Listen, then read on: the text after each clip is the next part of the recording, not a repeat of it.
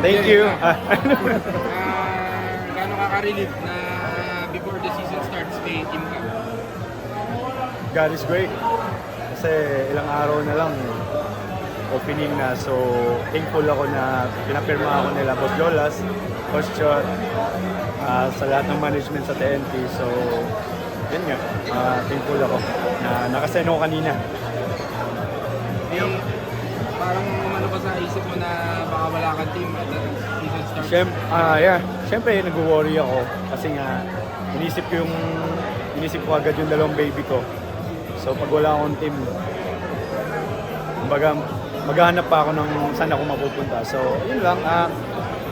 Ano lang ako, I have faith na may kukuha sa akin na team. So, patience lang. And then, yun naman, nagta-try out lang ako sa TNT. So, maganda naman yung nagpakita ko. So, yun lang. Okay naman. Kamusta yung mga unang araw nung mga unang beses mo silang nakasama sa nagka-try out?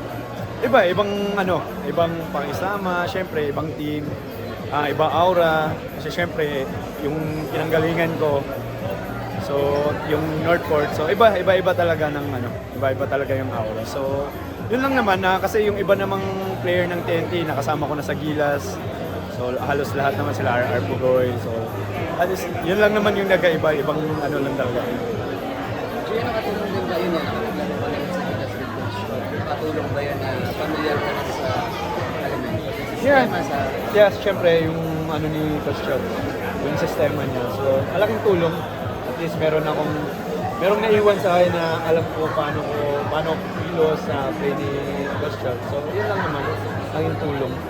Ako isang mas good Coach Chot, magiging malaki ba yung role mo dito? Given na merong heading, Actually, hindi pa kami nag-uusap about dyan sa mga ganyung position. But, for now, sa practice, lahat naman ng pinapagawa niya, sinusunod ko lang. Yun lang ko ngayon, step by step lang muna. Mahirap pag, kikilos ako na wala namang gagawin ng tama. Doon muna ako sa the right time muna.